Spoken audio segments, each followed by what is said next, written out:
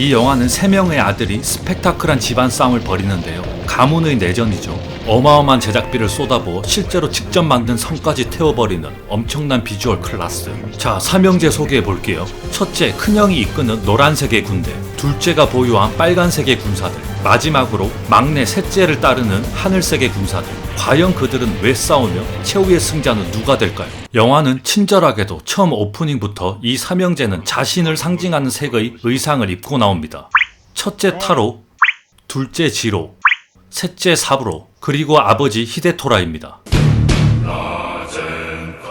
히데토라는 3개의 성을 가지고 있는 성주였습니다. 그리고 오래전부터 항상 대동하는 광대가 있었는데요. 분위기를 띄울 때 항상 그 광대를 활용하였죠. 어느 날 세 아들 그리고 친하게 지내는 다른 지역의 성주들과 멧돼지 사냥을 하다 자신은 이제 늙어서 노쇠했다는 걸 느낍니다. 히데토라는 사냥을 끝마치고 체력이 바닥났는지 꾸벅꾸벅 졸기까지 하고, 가장 효심이 지극한 막내 사부로는 다들 자리를 비울 때 나뭇가지를 잘라 잠든 아버지의 그늘까지 만들어줍니다. 악몽 때문에 잠에서 깬 히데토라는 세 아들들에게 성을 하나씩 물려주겠다 깜짝 은퇴 선언을 하게 되는데요. 이게 바로 사건의 시작이죠. 장남 타로와 차남 지로는 아버지에게 아첨을 떨며 반기는 반면 막내 사부로는 피를 부르게 될 것이다. 아버지는 미쳤다라고 막말까지 서슴지 않습니다. 막내의 오른팔인 탕고는 사부로를 두둔하죠. 막내는 말이 거칠어서 그렇지 바른 말은 직언을 하는 성품이니 꼭 통촉해달라고 합니다. 하지만 둘은 같이 쫓겨나죠. 멧돼지 사냥에 같이 왔던 다른 지역 성주는 사부로를 마음에 들어해 사위 삼겠다 같이 가자고 합니다.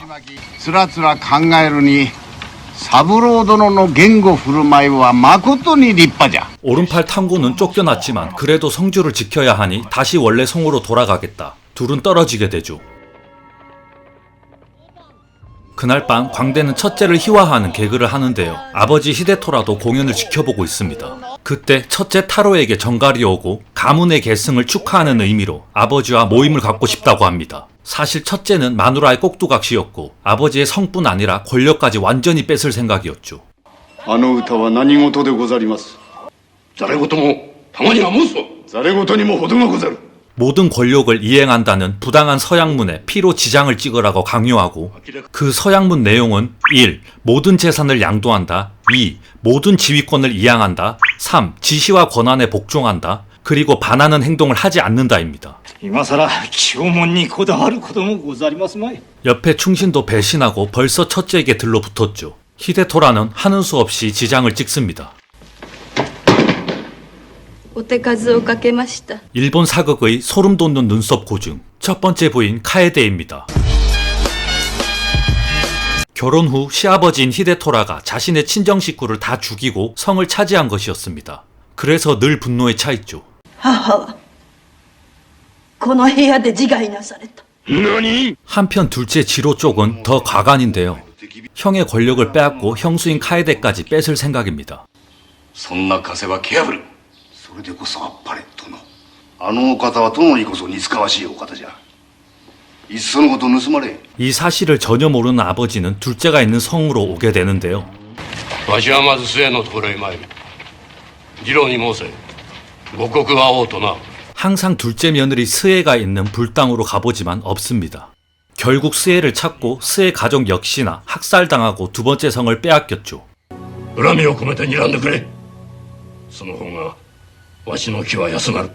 스에는 오랜 불심으로 시아버지를 이미 용서했습니다. おう、次郎か。その老頭どもを城に入れてはならぬとの申し付けでございます。 비겁하게 형 핑계를 대며 아버지를 쫓아냅니다. 아버지 호위 부대를 쫓아내버리는데요. 급기야 성문까지 닫아버립니다. その用意が整うまで城外にてしばらく待てとの仰せでござる。 지로에게도 크게 배신감을 느낀 히데토라는 갈 곳을 이제 잃었지만 자존심을 굽히지 않습니다. もう開け。二度と貴様は見たくない。 한편 장남 타로의 군대는 세 번째 성을 차지하기 위해 당도하고 막내 사부로 군사들과 마주칩니다. 我らこれよりそれへ赴く。 군사들은 세 번째 성을 지키다 사부로가 장인이 될 성으로 갔다 하여 마침 그곳으로 떠나는 중이었습니다. 네, 영화 초반 마음에 든다고 딴 성주가 같이 가자고 했죠. 三の城の軍兵、一の城の小倉殿に城を明け渡し、一人も余さず隊を組んで藤巻領へ向かいました。갈 곳 없던 히데토라는 세 번째 성이 비어있다는 소식을 듣고 그곳으로 오게 되는데요. 이게 화근이었습니다. 이른 아침 잠에서 깬 히데토라는 밖에 요란한 소리에 창밖을 봅니다. 둘째 지로의 군사들과 첫째 타로의 군사들이 세 번째 성을 파괴하고 아버지의 호위 군사들을 괴멸시키기 위해 쳐들어왔습니다. 城の外にも中にも敵、目も当てられん。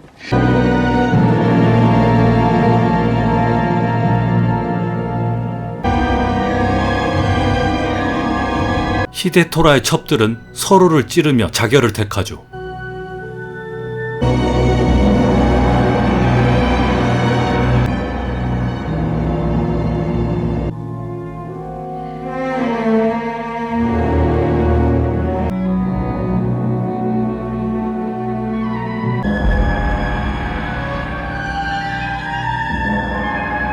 장남 타로는 뒤늦게 유유히 더욱 성 내부로 진입을 하는데요. 그 순간 갑자기 총을 맞고 사망하는 사건이 발생합니다.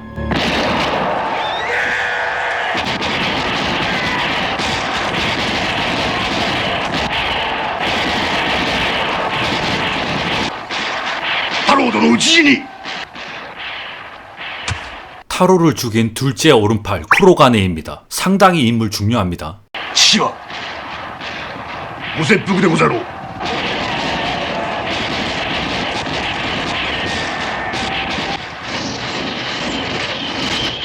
히데토라는 서서히 미쳐갑니다.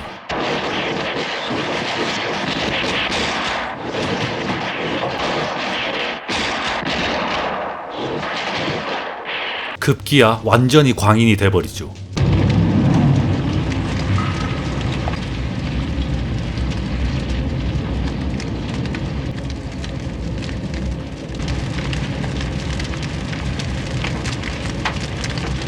제정신이 아닌 듯한 아버지의 모습에 타로는 차마 아버지를 죽이지 못합니다. 心を鬼にして掴んだ一文字家棟梁の道をただまっしぐらにお進みなさるほかござらぬ。 성주를 지키겠다는 막내 오른팔 탕고와 광대가 히데토라를 발견하죠.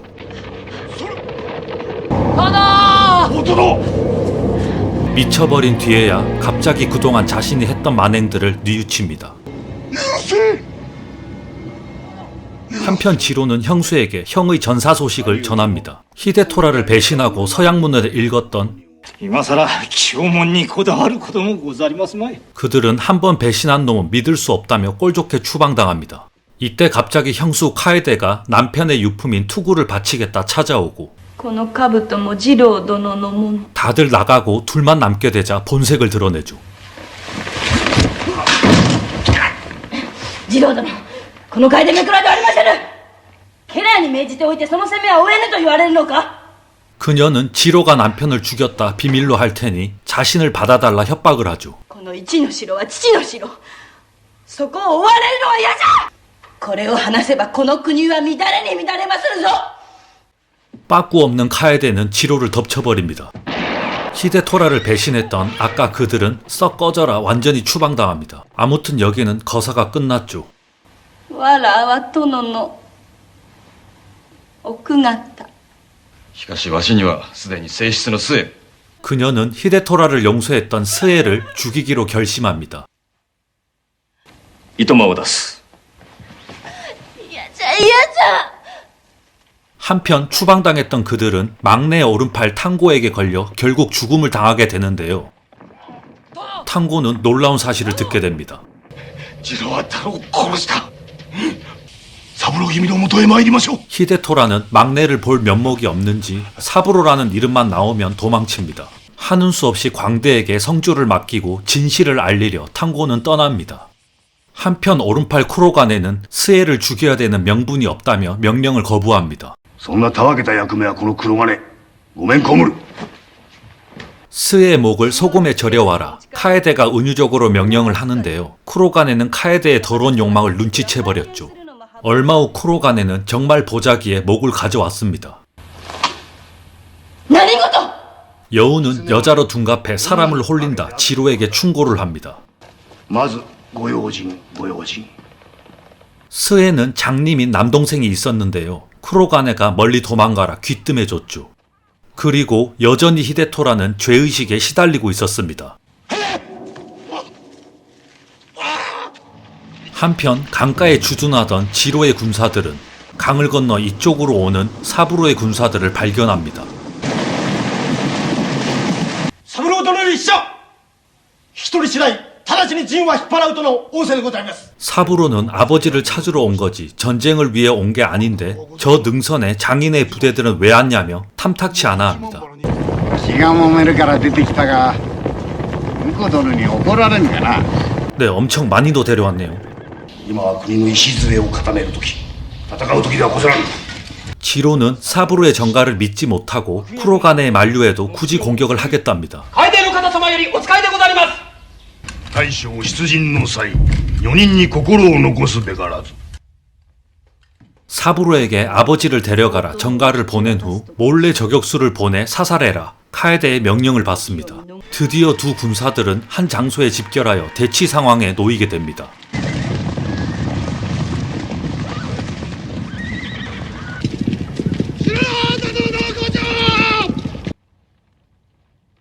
構えて邪魔立てはせん。大殿を引き取って速やかに陣を引き払いとある。 예상과는 달리 능선에 사부로의 장인 군대가 온 줄은 몰랐었는데요. 바로 그때 성주를 잃어버리고 방황하던 광대를 찾아서 데려왔습니다. 사부로는 호위병 10명과 아버지를 찾으러 출발하게 됩니다. 三郎を討ち取った者はこの戦の一番手柄じゃ。 쿠로가네는 굳고 반대를 합니다. 楓の申す通り、貴様は大役人気取りの腰抜けか。 한편 사부로는 아버지를 찾는데요. 아들을 보자 정신이 돌아옵니다. 父上。ああ、三郎か。間違いなく三郎だ。父上。今度は許してくれ。わしは老いぼれのアホだ。私は父上を恨んでなどおりませぬ。 결국 지로는 쿠로간의 말을 무시하고 미련한 돌진을 강행합니다.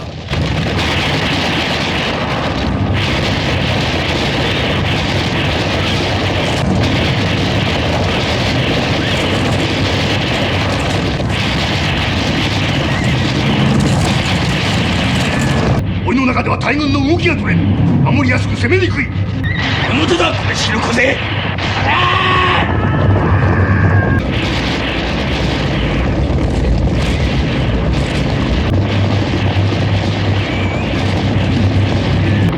綾部の大軍、国境を越え一の城へ向かっております。しまった。殿、あれが本当じゃ。 처음에 등장했던 사부로 장인의 군대 말고 또 다른 성주 아야베의 군대가 비어있는 성으로 빈집털이 들어갔습니다. 네, 깃발이고 뭐고 냅다 튀튀 하는데요.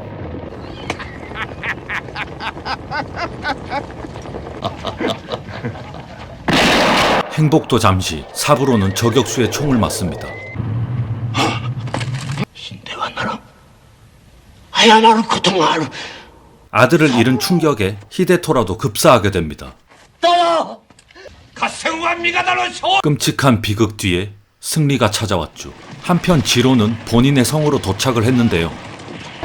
ここは我らが伏せる。殿は天守へ。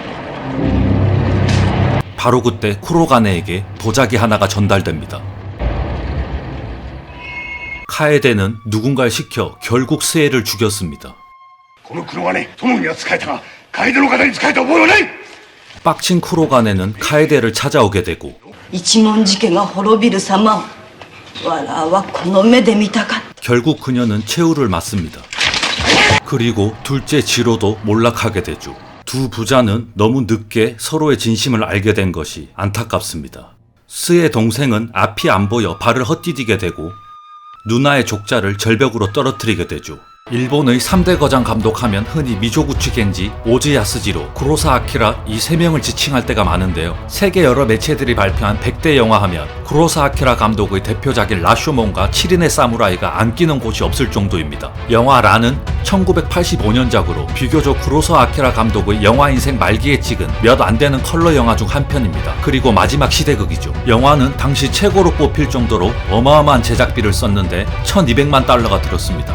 지금 환율로도 144억이니 85년 당시에는 도대체 얼마의 가치가 있는 돈일까 상상이 잘 안 됩니다. 일본에서 투자 스폰서를 찾지 못해 결국 프랑스에서 거대 자본을 투자받았고 각종 영화 시상식에서 프랑스 영화로 출품되기도 했습니다. 구로사와 아키라는 그의 걸작이자 전작인 영화 카게무샤는 란을 찍기 위한 연습이었다라는 말을 남기기도 했습니다. 셋째 사부로에게 줬던 마지막 성은 실제로 성을 건설한 뒤 퇴어버렸습니다. 재촬영이 불가한 단 한 번밖에 찍을 수 없는 씬이었고 배우 나카다이 타치야는 화염과 연기 속에서도 정신 나간 히데토라를 정말 미친 듯한 몰입으로 잘 표현해냈습니다. 자세히 보면 뜨거웠는지 연기가 매웠는지 천천히 걸어 나오다 급발진하기도 합니다. 선두에서는 말들 중 약 50필은 실제로 아예 구입을 해서 길들여 촬영했습니다. 라는 셰익스피어 4대 비극 중 가장 비극적이라는 리어왕을 원작으로 하고 있는데요. 등장인물이나 기본 플롯들이 거의 흡사합니다. 리어왕의 아첨을 잘 떠는 첫째 딸, 둘째 딸은 각종 미사여구를 사용해 아버지에 대한 효심을 말했으나 아버지의 효심의 크기를 말로 형용할 수 없었던 막내는 결국 쫓겨나는 것까지 영화 란과 똑같습니다. 다른 점이 있다면 딸에서 아들로 젠더 체인지 된 거죠. 란이 가장 각색을 잘한 점은 구로사 아키라 감독이 원작 리어왕을 동양적 세계관으로 완벽히 끌고 들어와 재창조했다는 것인데요. 특히나 리어왕과는 다르게 히데토라가 많은 성들을 정복하며 학살했던 죄에 극심한 스트레스를 느끼고 자기 잘못을 반성한다는 점입니다. 좀 더 구체적으로 주제의식을 유추해보자면 히데토라에게 일가족을 잃고 복수를 꿈꾸는 카에데와는 정반대 포지션에 있는 자비로운 스에이 서사에서 찾을 수 있습니다. 엔딩씬을 보면 장님인 남동생 츠루마루가 앞이 안 보여 실수로 눈앞 불당에 있던 부처의 그림을 떨어뜨리는 장면이 나옵니다. 마치 이 사회에 던지는 구로사와의 충고가 담겨있는 것만 같은데요. 기분 좋은 사탕발림을 하는 간신과 기분 나쁠지언정 현명한 직언을 하는 충신을 분간 못하는 어리석은 인간들을 빗대어 눈뜬 장님이나 다름없다는 냉소적인 시선으로 영화는 마무리됩니다. 피로 얻은 것은 피로 잃게 된다는 불교의 이치, 바로 업보를 말하고 있는 거죠. 결국 부처의 자비는 손에서 떠날 수밖에 없는 허무주의적인 영화인 거죠. 영화는 정말 괴물 같은 미장센을 보여주는데요. 영화의 아무 장면이나 정지에서 봐도 한 폭의 동양화 같은 것들이 무수합니다. 주로 흑백 영화들만 고집해왔던 구로사와가 색을 표현하는 이 특출난 재능을 그동안 어떻게 참았을까 싶습니다. 훗날 장혜모 감독의 영웅 같은 영화에 색으로 상징성을 추구하며 게다가 아름다움까지 담아내는 스타일에 영향을 주었습니다. 제58회 아카데미 시상식에서 감독상, 촬영상 등 4개 부분 후보에 올랐으며 의상상을 수상하였습니다. 이후 1990년에 구로사와 아키라 감독은 아카데미 시상식에서 아시아인 최초로 특별 공로상을 수상하였습니다. 젊은 시절 니콜과 탐용도 기립박수. 구로사와의 열혈 팬들이 시상자로 나섰는데 스타워즈 시리즈의 창시자 조지 루카스 감독과 살아있는 전설 스티븐 스필버그 감독이었습니다. 그들은 성공한 덕후가 되어버렸죠. 그는 정말 영화 감독들의 감독님이었습니다. 이 거장은 1998년 88세의 나이 차기작 2편의 시나리오를 집필하던 중 뇌졸중으로 사망하였습니다.